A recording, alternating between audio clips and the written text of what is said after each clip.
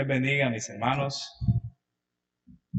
Hermoso tiempo de refrigerio, de estar orándole al Señor, colocando nuestras peticiones, las peticiones de esta iglesia. Nosotros somos un testimonio vivo de que cada una de esas peticiones se han venido cumpliendo en el nombre del Señor. Desde cuando empezamos hace 3 años y medio, el Señor ha cumplido muchas de esas que oramos todos los miércoles. De ahí la importancia de la oración y como congregación mucho más. Así que les invito a todos los hermanos que siempre tengan la disponibilidad de venir a orar juntos en armonía, en comunión al Señor, si tiene la disponibilidad. Qué bueno, mis hermanos, vamos a orar para entrar en este tiempo, para pedirle sabiduría al Señor. Amado Dios, Padre eterno, Señor, una vez más te damos gracias, Padre. Gracias porque cuando te oramos, cuando te hablamos, cuando te comunicamos, Señor, sabemos perfectamente que tú en tu voluntad, Señor, si todo está alineado a tu voluntad, lo cumplirás, Señor. Tu propósito siempre está por encima de cualquier cosa, Padre.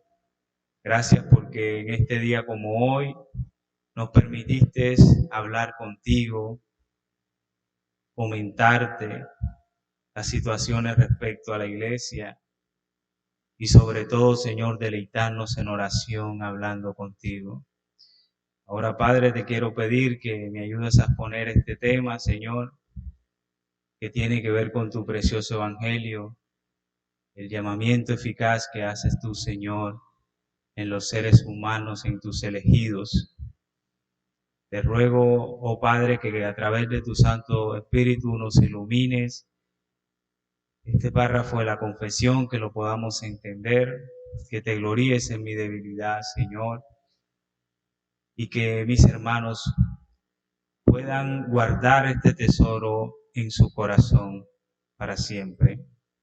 Todo esto, Señor, te lo pido en el nombre de tu Hijo amado, con la unción de tu Santo Espíritu. Amén. Bueno, mis hermanos, en el día de hoy me corresponde la exposición del párrafo número 2 de nuestra confesión de fe del capítulo número 10, conocido como el llamamiento eficaz. En la clase pasada, nuestro hermano Juan Carlos estuvo exponiendo el párrafo número 1. Y en el párrafo número 1 encontramos prácticamente como una pequeña definición o una visión general de lo que es el llamado eficaz, lo cual podemos definir de la siguiente forma: el llamado eficaz es el medio por el cual Dios trae a sus elegidos a la experiencia de salvación en Cristo. El llamado eficaz es el medio por el cual Dios trae a sus elegidos a la experiencia de salvación en Cristo. También estuvimos viendo que este llamado tiene dos tipos. ¿Ustedes alguna vez han escuchado eso, que el llamado eficaz tiene dos tipos? ¿O es primera vez que lo escuchan? Hay dos tipos de llamado en el llamado eficaz. ¿Nadie lo ha escuchado nunca? ¿No? Ok. Cristian, tú decías general y específico. Sí deben de saberlo porque ustedes evangelizan. Todos los que están aquí evangelizan. Entonces, si evangelizan, deben de saber que hay dos tipos de llamado. Está el llamado general, que se hace a todos los seres humanos, que es un llamado resistible, puede ser resistible y que obra según la gracia común. Es un llamado a muchas personas, es un llamado que es resistible y que obra en la gracia común del Señor. A diferencia del llamado especial, que es el llamado que Dios hace efectivo en el creyente, este llamado especial es a pocos. a pocas personas. Muchos serán los llamados, pocos los escogidos. Este llamado es irresistible. Cuando Dios llama a esta persona no hay cosa que lo pueda resistir. No hay. Es eficaz. Y además obra a través de la gracia especial de Dios, o también conocido como gracia irresistible. Es una gracia especial que Dios hace con sus elegidos. Ahora bien, este llamado también tiene unas características, como por ejemplo, ¿cuáles son los receptores de este llamado? Del llamado eficaz. ¿Cuáles creen ustedes que son los receptores? Sin pena, mis hermanos. Esto es evangelio. Los receptores, ¿quién es? Del llamado eficaz. ¿Quiénes son los receptores del llamado eficaz? Los predestinados, los elegidos. ¿Quién es el autor de este llamado? Dios. ¿Cuándo ocurre este llamado? ¿En qué ocasión? ¿Cuál es su ocasión? Cuando Dios lo señala. Cuando Dios dice, ven, ven. Ahora, ¿qué medios usa Dios para este llamado? El Evangelio, ¿cierto? La predicación de la palabra y el Espíritu Santo, que es el que cambia el corazón de las personas, lo cual logra un cambio que ellos pasan de muerte a vida, ¿cierto? Ahí opera lo que se conoce como la regeneración, hay iluminación en la mente de las personas y sobre todo que las personas renuevan su voluntad libremente hacia Dios. Y hay una discusión en cuanto a esto, porque muchas veces se tiende a reemplazar la regeneración con el llamamiento. Yo diría que prácticamente son dos caras, así, van juntas siempre, el llamamiento y la regeneración. Usted no puede regenerarse si aún Dios no lo ha llamado, es imposible. Entonces el llamamiento es esa acción del Espíritu Santo en la persona que implica una regeneración. La regeneración viene siendo el resultado de ese llamado. Muchas personas no les gusta, o bueno, cuando utilizamos el término de gracia irresistible, siempre causa cierto ruido, porque en la Biblia vemos ejemplos de personas que Dios los llamaba y que las personas eran resistibles, se resistían. Y uno de estos que todos conocemos, ejemplo, el caso de Jonás. Entonces las personas a veces cuando decimos, mira, que es gracia irresistible, también se les viene a la mente como que es que Dios nos obliga a creer.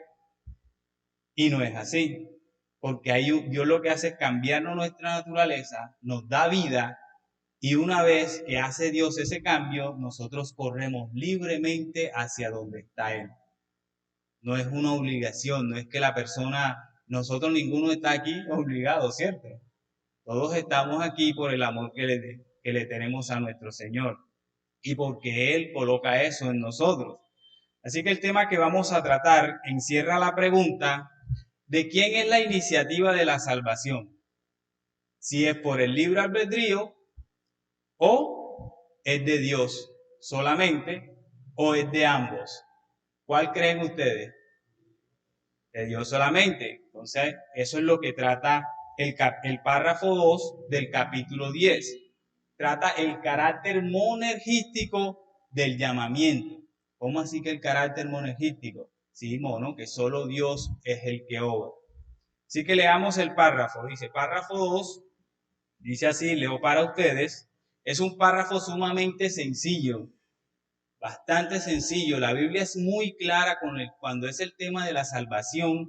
La Biblia es sumamente clara, mis hermanos. Yo creo que si leemos este párrafo no hay necesidad de explicar mucho. Un párrafo sencillo, cortico y que trata del monergismo, del llamamiento monergista que realiza el Señor en la obra del creyente. Dice así la declaración: este llamamiento eficaz proviene exclusivamente de la gracia libre y especial de Dios, no de ninguna cosa prevista en el hombre, ni por ningún poder o instrumentalidad en la criatura, siendo en esto enteramente pasivo, al estar muerto en delitos y pecados. Al estar muerto en delitos y pecados, hasta que es vivificado y renovado por el Espíritu Santo. Es capacitado de este modo para responder a este llamamiento y para recibir la gracia que éste ofrece y transmite. Y esto es por un poder no menor que el que resucitó a Cristo de los muertos. Si ustedes notan, hay tres aspectos en este párrafo. Primero, dice que es la iniciativa de ¿quién? Solo de Dios.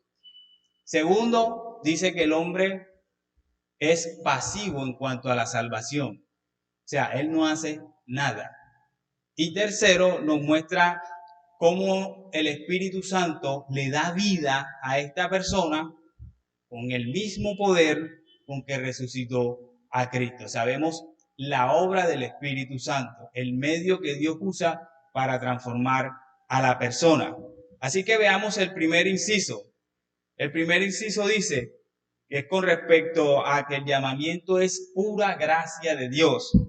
Dice, este llamamiento eficaz proviene exclusivamente de la gracia y especial, de la gracia libre y especial de Dios, no de ninguna cosa prevista en el hombre, ni por ningún poder o instrumentalidad en la criatura.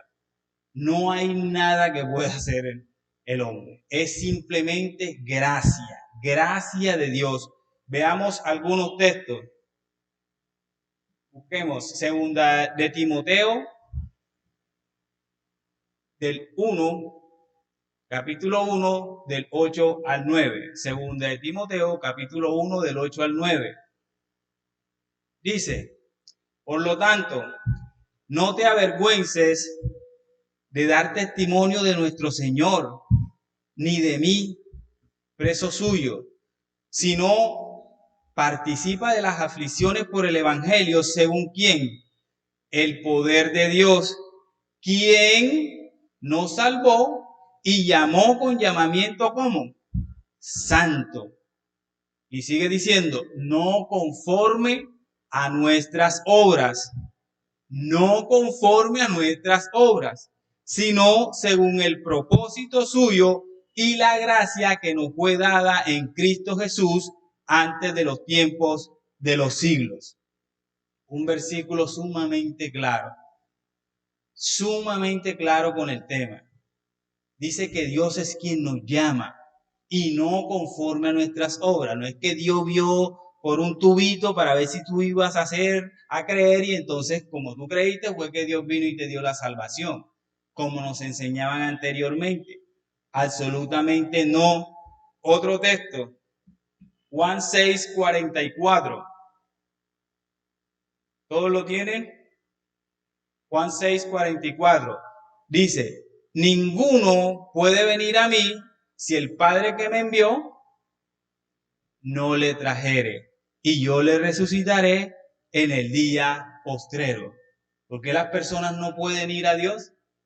Porque es imposible, porque no quieren. Eso nosotros no lo sabemos como la depravación total o incapacidad total del hombre. No hay ningún poder en el hombre para que él pueda ir a Cristo por sí solo. Es sumamente imposible. Un texto también, otro texto, veamos otro texto bastante importante y bastante claro con respecto a este tema. Tito 3, del 4 al 5. Tito 3, del 4 al 5. Dice, pero cuando se manifestó la bondad de Dios, nuestro Salvador, y su amor para con los hombres, nos salvó, no por obras de justicia que nosotros hubiéramos hecho, sino por su misericordia, por el lavamiento de la regeneración y por la renovación del Espíritu Santo. Sumamente claro, mis hermanos. No es que Dios puso 50 y nosotros colocamos 50. No por obras de justicia que nosotros hubiéramos hecho. No fue así. La salvación, el llamado, es una obra completa y eficaz de Dios, solo de Dios. Otro texto más, perdone que le haya traído muchos textos, pero créanme que es un tema bastante delicado, que lleva a la iglesia bastante tiempo peleando con este tema y que está sumamente claro en las Escrituras. Otro texto, 1 Corintios 1:9, dice: fiel es Dios, por medio de quien fuisteis llamado. ¿Por medio de quien fuiste qué? Llamado. ¿A qué cosa? A la comunión con su Hijo Jesucristo, Señor nuestro. Esto es lo que se conoce como el llamamiento teleológico. El llamamiento con una finalidad, con un fin, con un objetivo. Dios nos llama a la comunión con su Hijo Jesucristo y Señor nuestro. Y un texto que no puede faltar en este tema es Efesios 2 del 1 al 9. Efesios 2 del 1 al 9. Vamos todos a leerlo. Todos están ahí. Efesios 2 del 1 al 9. Dice, y él, este no lo sabemos porque lo usamos mucho en el evangelismo, ¿cierto? Y él os dio vida a vosotros. Vida. Cuando estabais muertos en vuestros delitos y pecados. ¿Quién fue que los dio vida? Dios. En los cuales anduvisteis en otro tiempo, siguiendo la corriente de este mundo, conforme a la potestad o conforme al príncipe de la potestad del aire, el espíritu que ahora opera en los hijos de desobediencia, entre los cuales también todos nosotros vivimos en otro tiempo en los deseos de nuestra carne, haciendo la voluntad de la carne y de los pensamientos, y éramos por naturaleza hijos de ¿qué? De ira. Lo mismo que los demás. Versículo 4. Pero Dios, que es rico en misericordia, por su gran amor con que nos amó, aún estando nosotros como muertos en pecado, ¿qué hizo Dios? Nos dio vida juntamente con Cristo. Por gracia sois salvos. ¿Se acuerdan lo que decía el párrafo? Es por pura gracia, por la libre gracia de Dios. Versículo 6. Y juntamente con él nos resucitó y asimismo nos hizo sentar en los lugares celestiales con Cristo Jesús, para mostrar en los siglos venideros las abundantes riquezas de su gracia en su bondad para con nosotros en Cristo Jesús. Verso 8, que todo el mundo no lo sabemos. Porque por gracia sois salvos por medio de la fe, y esto no de vosotros, pues es don de ¿quién? De Dios. ¿Qué es don? Todos sabemos que don es un regalo. ¿Cuál es el regalo? La fe y la gracia. Y dice tácitamente, no por obras. No por obras. ¿Y por qué no por obras? Da la razón. Para que nadie se gloríe. Es que yo fui el que me salvé porque es que yo fui el que repetí la oración. Es que yo fui el que hice la oración. Dios en su gracia permitió que yo la escuchara, pero yo fui el que di el paso. Si yo no doy el paso, yo no me salvo. Entonces, ¿quién es tu salvador? ¿Jesucristo o tú? No, yo soy el... No, es Cristo. Ah, sí, pero al final terminas diciendo de que tú te salvaste fue porque hiciste la oración. Entonces, lo que hemos visto en estos versículos es simplemente eso. La salvación, el llamado es una iniciativa de la gracia de Dios. Dios no vio absolutamente nada en el hombre, nada. Es pura gracia. Continúa diciendo el párrafo. Y ahora vamos a entrar en la parte donde el hombre no hace nada. Dice, siendo en esto, continúa diciendo el párrafo en el inciso número 2, siendo en esto enteramente pasivo. ¿Quién es pasivo? El hombre. Al estar muerto en delitos y pecados, hasta que es vivificado y renovado por el Espíritu Santo.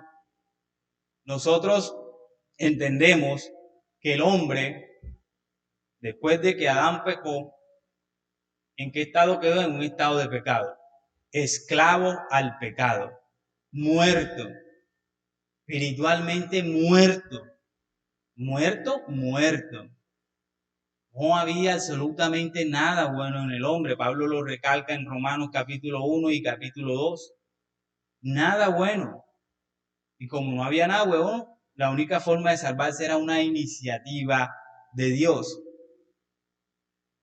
Y con el libre albedrío, como vimos, o sea, nosotros hace como 2 clases atrás, hubo nuestro hermano Jesús aquí explicando, Adán tenía libre albedrío, ¿sí o no? Tenía libre albedrío. Imagínense, Adán con libre albedrío y en todo su estado de inocencia y demás, no escogió a Dios. Ahora nosotros en estado de pecado, en estado normal, natural del hombre que es pecado, vamos a escoger a Dios. Vamos a escoger. Peor aún la cosa, ¿cierto? Más difícil. Necesitábamos de una intervención divina. Entonces, dos textos para hablar acerca de esto, que nos dice las Escrituras, que el hombre es pasivo en cuanto al llamamiento, en cuanto a la salvación y el llamamiento eficaz y la regeneración. 1 Corintios 2:14 dice, pero el hombre natural, estos versículos no los sabemos de memoria también, ¿cierto? No percibe las cosas que son del Espíritu de Dios, porque para él son ¿qué? Locura. Y no las puede entender porque se han de discernir espiritualmente. Entonces, ¿cómo se va a salvar él solo?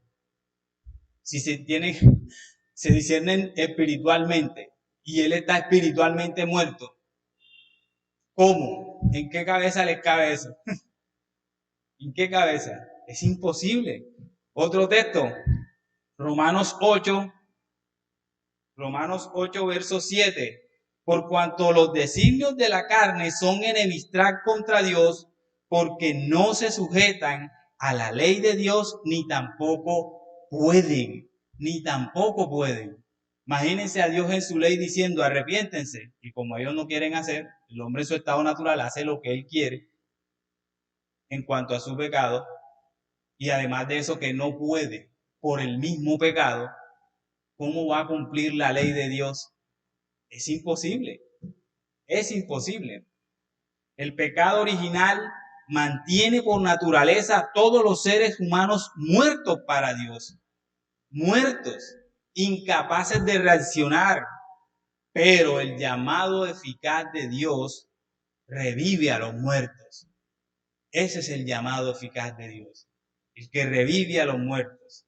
Así que cuando se comunica el llamado externo de Dios a la fe en Cristo por medio de la lectura y la predicación de la Biblia y la explicación de su contenido, el Espíritu Santo ilumina y renueva el corazón de los pecadores elegidos, porque estamos hablando del llamamiento eficaz, de manera que cuando estos comprenden el Evangelio y lo abracen como una verdad, van corriendo directico donde Cristo, libremente donde Cristo. Ahora Cristo es el dueño y es el dueño, el objeto de sus afectos, el objeto de sus deseos. Es Cristo. Así que, para ir avanzando, Berkhoff dice acerca de esto que, voy a leerles esta cita. En esto el ser humano es totalmente pasivo. Habiendo recibido el oído espiritual, el llamado de Dios en el Evangelio es ahora escuchar por el pecador y es afincado eficazmente en el corazón. El deseo de resistir ha sido cambiado por un deseo de obedecer. Y el pecador cede ante la influencia persuasiva de la palabra por medio de la operación del Espíritu Santo. O sea, nosotros predicamos, el Espíritu Santo toma esa prédica que nosotros hicimos, la apunta directamente hacia el alma de la persona y lo transforma, como si la persona le colocara, como si el Espíritu Santo le colocara un oído nuevo. Ahora cuando Dios le dice arrepiéntese, la persona escucha y guía, mira que Cristo hizo esto por ti. Y la persona va corriendo directamente y de forma libre. Es una obra que el Espíritu Santo hace, y esto es lo que nos dice el numeral 3 al final del párrafo.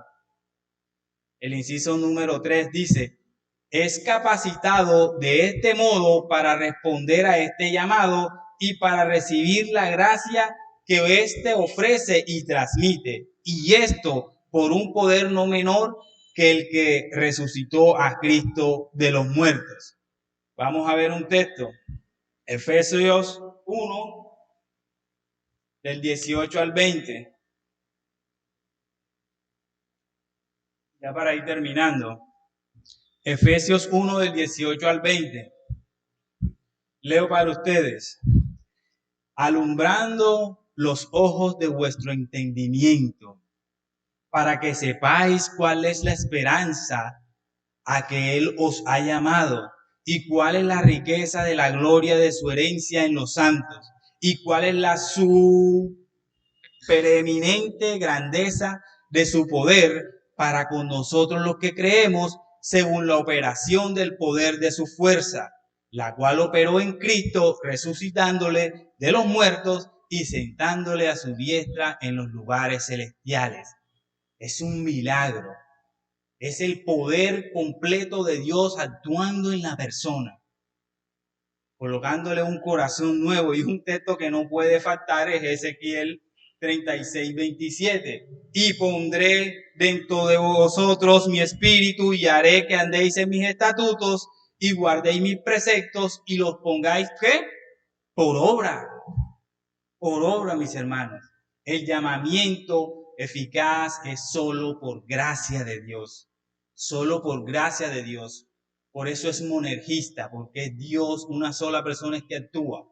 Es Dios. Lo contrario a monergismo es sinergismo. Eso fue lo que nos enseñaron. Dios pone el 50 y nosotros ponemos el 50. Nosotros decimos no, Dios pone el 100%. O como nos enseñaban anteriormente, es que Dios es un caballero y Él no va a abrir la puerta hasta que tu libre albedrío le dé la gana de abrirla. No, mi hermano, Dios es el rey del universo, Él puede abrir cualquier puerta y si Él te necesita, te va a llamar para cumplir sus propósitos. Ese es el llamamiento monergista. El hombre no sale solo por sí mismo de las tinieblas, es imposible. Ni tampoco quiere que lo ayuden a salir de las tinieblas. Tampoco puede salir de las tinieblas él solo. El hombre es sacado de las tinieblas para una luz. Es Dios quien hace esa obra, quien saca a las personas de la oscuridad en que están y los trae a su luz admirable. Así que, mis hermanos, para finalizar, quiero leerles un texto a manera de aplicación para que todos lo tengamos presente. Está en Primera de Pedro, del 13 al 23. ¿Qué es lo que hacemos con esta doctrina después de entenderla? Muchas personas dicen que nosotros, los que predicamos las doctrinas de la gracia, somos de esos que dicen ya sí somos salvos y puedo vivir como me dé la gana. Entonces, a manera de aplicación, ¿cómo podemos vivir nosotros a través de esta doctrina? Bueno, según lo que dice Primera de Pedro 1, del 13 al 23. Voy a leérselos para concluir. Dice: por tanto, ceñid los lomos de vuestro entendimiento, sed sobrios y esperad por completo en la gracia que se os traerá cuando Jesucristo sea manifestado. Como hijos obedientes, no os conforméis a los deseos que antes tenías estando en vuestra ignorancia, sino como aquel que os llamó es santo, sed santo, o sed también vosotros santos en toda vuestra manera de vivir. Porque escrito está, sed santo porque yo soy santo, y si invocáis por Padre aquel que sin acepción de persona juzga según la obra de cada uno, conducíos en temor todo el tiempo de vuestra peregrinación. 18. Sabiendo que fuisteis rescatados de vuestra vana manera de vivir, la cual recibisteis de vuestros padres, no con cosas corruptibles como oro o plata, sino con la sangre preciosa de Cristo, como de un cordero sin mancha y sin contaminación, ya destinado desde antes de la fundación del mundo, pero manifestado en los postreros tiempos por el amor de vosotros, y mediante el cual creéis en Dios, quien le resucitó de los muertos y le ha dado gloria, para que vuestra fe y esperanza sea en quién, en Dios, habiendo purificado vuestras almas por la obediencia a la verdad mediante el Espíritu, para el amor fraternal no fingido. Amaos unos a otros entrañablemente de corazón puro. Versículo 23. Siendo renacidos, no de simiente corruptible, sino de corruptible por la palabra de Dios que vive y permanece para siempre. Eso fue lo que obtuvimos. Vida eterna. Vivamos como hijos de vida eterna. No colocando nuestra mirada en este mundo, sino en la mirada arriba. Somos salvos, somos escogidos, fuimos elegidos por Dios, fuimos sacados de oscuridad, traídos a su luz, y por eso tenemos el beneficio de la vida eterna. No fuimos engendrados por corrupción, no nacimos de hombre alguno, ninguno, mi hermano. Es imposible. Los hijos de Dios son nacidos de Dios y deben de vivir como hijos de Dios. Así que Dios les bendiga. Vamos a orar para concluir. Amado Dios, Padre eterno, Señor, estamos agradecidos por esta tu palabra, Señor, que nos recuerda una vez más, Señor, que nos sacaste de esa oscuridad, de esas tinieblas, de un mundo sin sentido, Señor, y nos has traído a tu preciosa luz, admirable, esa luz que resplandece cada día en nuestros corazones, en nuestra mente, en nuestros ojos, Señor. Ayúdanos a que estas doctrinas permanezcan en nuestro corazón, en nuestra mente, Señor, que no las olvidemos. Y sobre todo, Señor, que las podemos explicar a través de tu preciosa palabra, que es clara, es sumamente clara en cuanto a la verdad del Evangelio. Perdónanos, Señor, si algún día predicamos un evangelio falso, Señor, por nuestra ignorancia, colocándonos, Señor, nosotros en esa preciosa obra que solamente es tuya. Perdónanos, Padre, si alguna vez predicamos ese evangelio de obras. Perdónanos, Señor, pero gracias. Gracias, Padre Santo, porque tú nos has iluminado con tu Santo Espíritu y nos has guiado a toda verdad, y ahora reconocemos que tú eres el Dios Todopoderoso que controla este universo y que tú fuiste quien nos salvaste plenamente, Señor. Ese llamamiento que tú nos hiciste fue una obra completamente tuya y que nosotros no hicimos nada. Y tú nos salvaste por tu mera gracia, Señor, por tu libre gracia, cuando nosotros estábamos muertos en nuestros delitos y pecados. Gracias, Señor. Ayúdanos a vivir agradecidos todos los días en cuanto a esta verdad, Padre.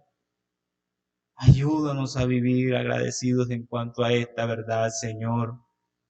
Que no la olvidemos, que permanezca siempre en nuestra mente y en nuestro corazón. Bendito seas, amado Dios. Amén.